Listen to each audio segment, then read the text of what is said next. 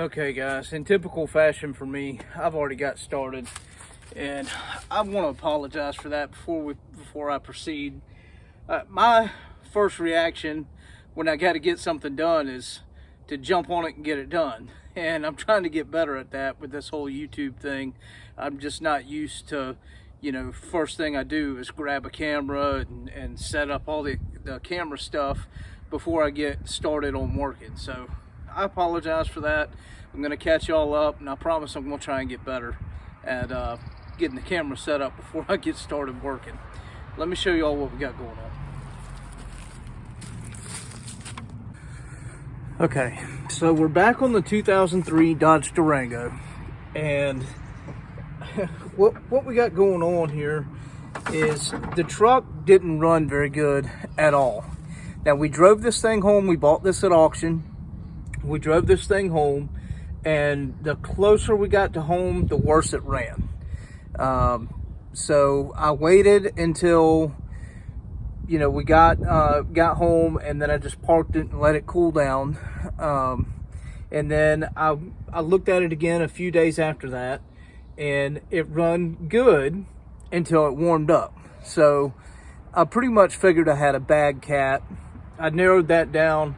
One of the ways y'all can do that, the way I do it sometimes, the way I did it on this one and a few other vehicles, is I'll let it warm up and, get to operating temperature and to where it starts running bad. And I'll do it at night. And I'll get up underneath there, and if you've got a bad cat, that thing will be glowing cherry red. Sometimes it's just a part of it. Sometimes it's the whole thing, depending on how bad the cat is.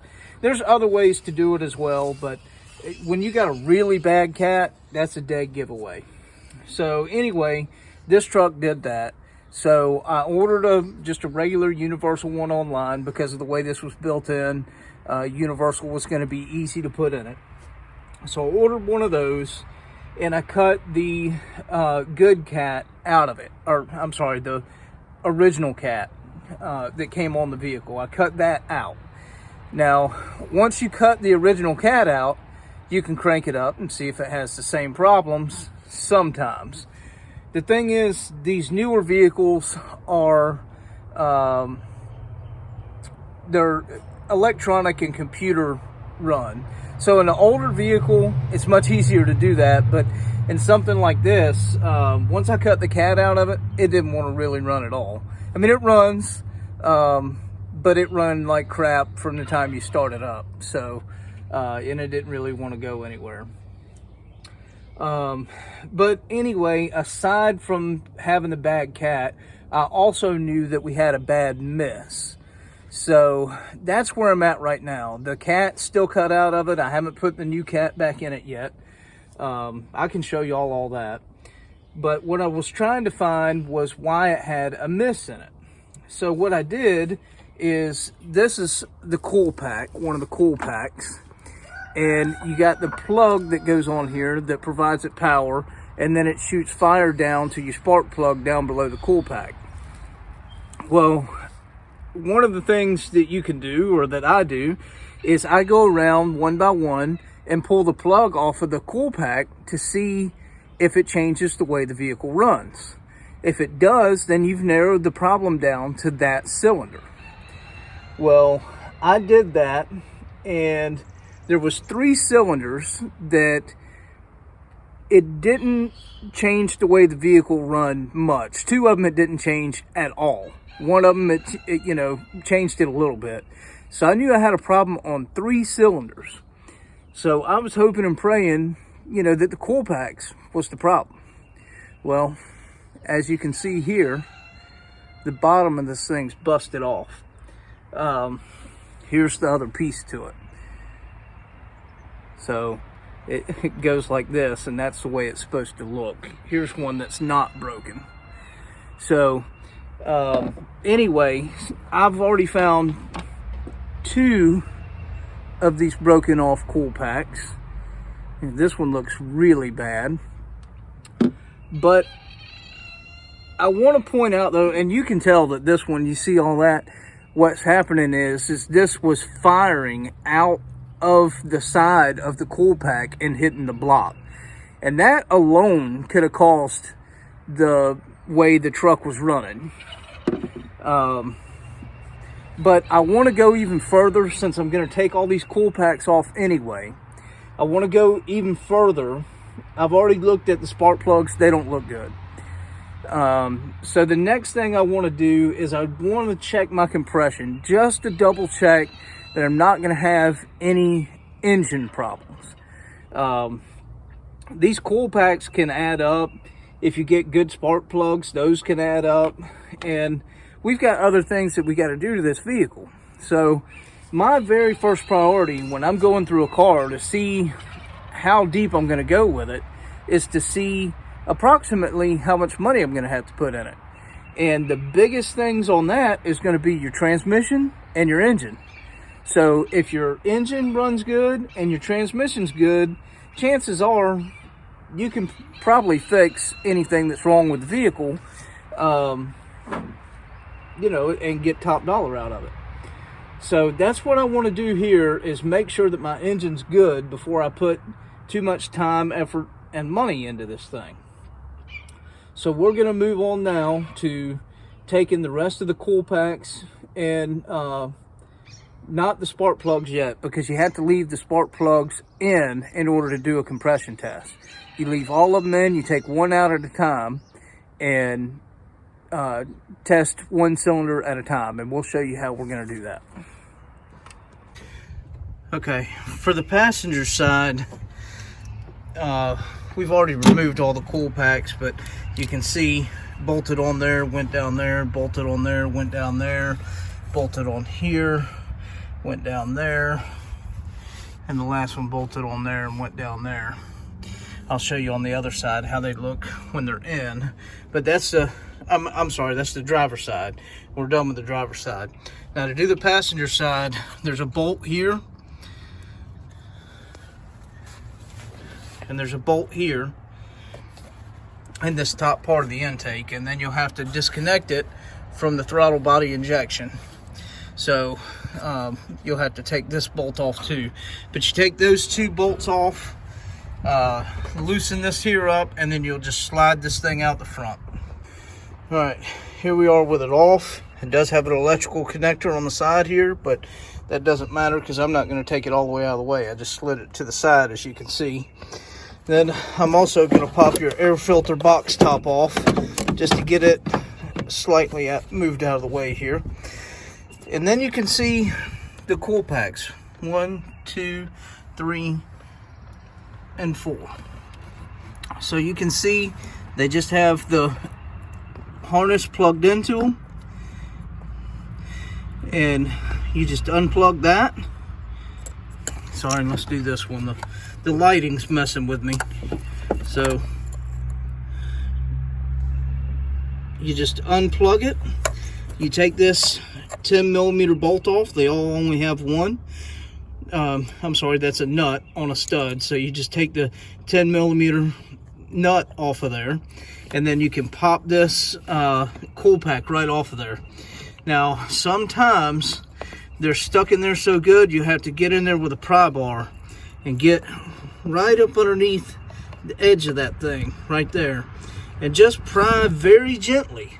It'll pop up. You might have to, you know, swing it side to side a little bit while you're doing it, but they'll come off fairly easy. And the only reason I had to remove the front here is because of this very front coil pack on the passenger side is up underneath all that stuff, and you can't even get the bolt off with that stuff on. So that's why I had to remove that. But we're going to go ahead and remove these 4 coil packs, and then we'll start on the compression testing. Okay, we have all the coil packs removed. I've got them sitting in piles, and you can tell I've got 2, 4, and 2, and these are absolute toast. Can't ever use again. You know, definitely was a problem. Those are most likely was a problem, kind of maybe somewhat okay, and these are if I ever had to use any again, I would use those if I was in a pinch if I had to. None of them were good. None of them look good at all. So anyway, all the cool packs are out. Now what we're going to do is start pulling these spark plugs one by one. We'll pull one spark plug. We'll put the compression tester on there. We'll turn the engine over a few times and see what numbers we get. And we'll write these down on a sheet of paper, and then we'll go over them, and I'll explain to you whether it's good, whether it's bad, and why.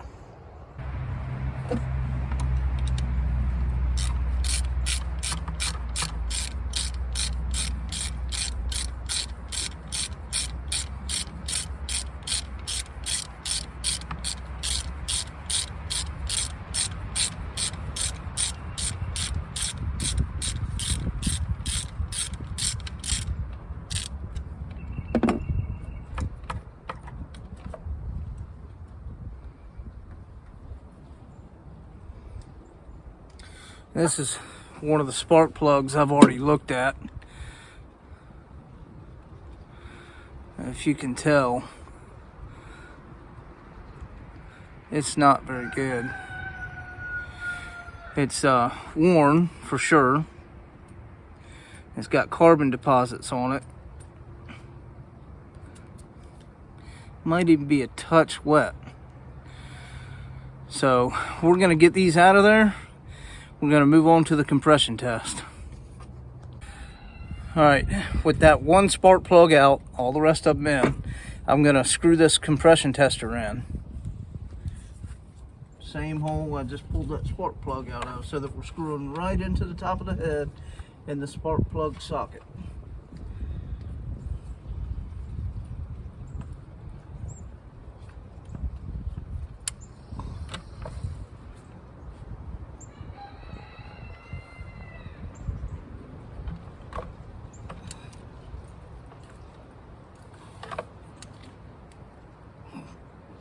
Okay, now I'm not going to be able to put this where y'all can see it, but it'll hold the highest pressure it hits.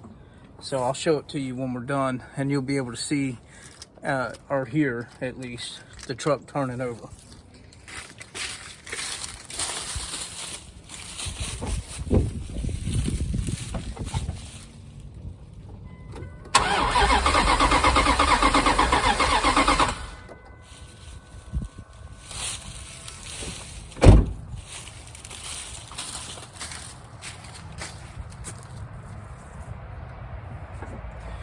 Okay, first cylinder compression is 120.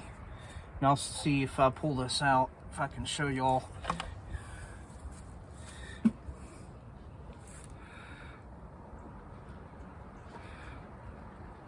Okay, 120. That's good compression. So this is giving me some hope. Now I'm going to put that spark plug back in, and I'm going to pull out the next one.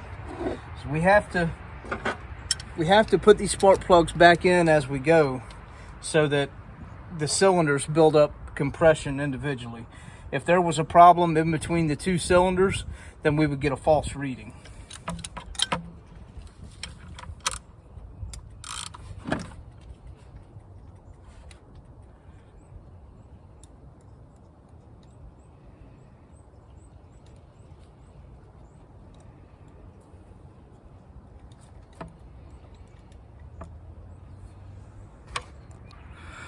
So as I'm over here wrenching away, taking out one of these spark plugs, I look over and you can just barely see that thing is cracked right there. See that? Now, this is one of the two that I had in my good pile that I thought maybe would be okay. I was gonna, put it in the truck as a spare. It just goes to show you, really, really, really, really look over your stuff. I mean, it's ridiculous. these coil packs are completely shot. That might have been all the problem. All right, I just wanted to show y'all, as is typical for me, I've got a problem child here. I'm gonna try and show y'all down in there. See that? I told y'all that one of my spark plugs was bad. That right there is the other end of the broken off coil pack. See how it's all the way to the top of the spark plug, so I can't get on the spark plug, and I can't really get down in there with much anything because it's down in the head. So what I'm going to try to do is I'm going to try and get some needle nose pliers and catch the corner of that thing, catch one of the sides of it, you know, up around here, except for we're working on this end up here, and it's broke off right flush with the rubber tip. So we're going to try and go down top, get right inside there, and see if we can't pull that piece out. All right, here it is, guys. And I want to be honest here, I got lucky. This was already loose in there, and it come out pretty easy. But the thing is, this plastic, especially when they get like this, is so dry that normally what happens is the plastic just starts breaking off into little bitty pieces. And when it does that, the best thing you can do is to get 2 picks with hook ends on them and get one on each side of the bottom of the coil pack around the, you know, around the rubber tip there, and pull up. And if that doesn't work, then the next best thing to do is to get your spark plug socket, heat it with a blowtorch to cherry red hot, and stick it down in there and melt it into the plastic and pull it up. Now, when you do it that way, you're in for a long haul because it's still dry and brittle. So you're going to pull some of the plastic up, but most likely you're not going to get it all in one shot. So you're going to have to keep on doing it and doing it and doing it and doing it. Anyway, this is ours. We got lucky. We're got all the coil packs and all the pieces out. So luckily we won't have to mess with that anymore. But we've only got 3 of the spark plugs out so far. So hopefully we don't have a problem with that. Alright guys, so I wanted to go over my compression values with you. So I've got here, my first cylinder is 120 psi. Y'all seen me do that one on the video. That's good compression. My second one was 122.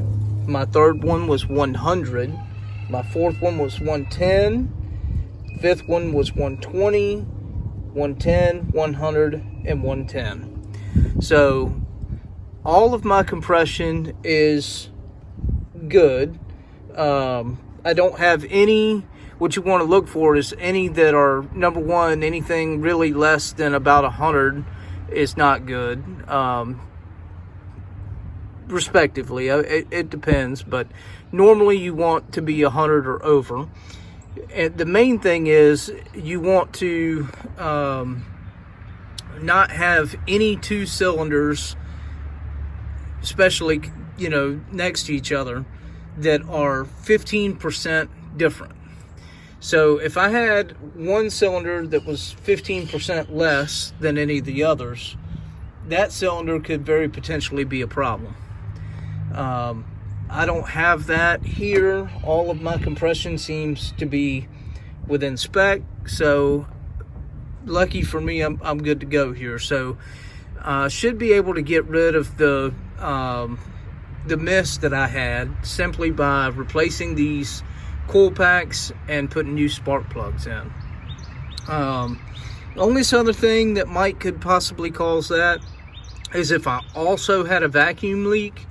But as bad as these coil packs were, I'm sure that's the problem. And these coil packs being as bad as they are also is what caused that bad catalytic converter, because it was allowing all that fuel to pass through the engine because it wasn't all being burned properly. So, you know, getting this fixed will fix us not having to put another cat in this thing after we put our new one in. So we're going to proceed. I'm going to go order the cool packs. I'm going to order the spark plugs. All right, guys, we got the new spark plugs and cool packs put in here. I didn't take any video of that because it's just the absolute reverse of taking them out. So anyway, all 8 of them brand new spark plugs and cool packs. Got the intake all put back together, and I've already fired this thing up and took it down the road, and man, it run like dog doo-doo. I got the catalytic converter just cut out of it right now, and man, I mean, it just man, it didn't run good at all. It didn't run good at all. But I'm assuming that's because of the computer looking for the information coming from the O2 sensor and it not picking anything up. So I got to get that pipe back together. I've got a universal cat that I'm going to put in here because it was cut. It was right in a straight stretch of pipe. And in that scenario, it's way cheaper to just buy a universal and put a universal in there. So we're going to get the universal put in there, and then we'll take it down the road and see what see what it does then. All right. As you can tell, I cut the cat out right there, and it came all the way back to right here. Now, what I did is I bought a universal cat. You can see it right there. It goes up over there. That's a universal cat. All right, guys, just got back from the test drive, driving this thing down the road. Got the new spark plugs, cool packs, and the new catalytic converter put on there. And man, this thing rides excellent. I mean, such a big difference. It's not missing anymore. It's got some power, you know. To before, it didn't really have much power at all. Now you can tell it's got some power. You can tell it's a V8. It does still, like, you got no turning radius whatsoever. These rims and tires are way too big for this truck. You can't hardly turn the thing around. But you know, other than that, I mean, it rides excellent. Now, as I showed y'all before, this interior is trashed. So, you know, there's just nothing I can do as far as the interior goes. I'm going to clean it up, of course, but I say trashed. It's not trashed, but it is dirty, and there's a couple rips and tears and, you know, stuff like that. I'm not going to be able to get all of this stuff clean. Well, I could, but I'm just not going to waste my time and effort and money. But it does have the rear AC and heat, 3rd row seating. It has been lowered. So it's got aftermarket headlights and tail lights on it. It's a good little truck. Man, it rode great, rode excellent. So now all I'm going to do is just clean it up and get it out of here.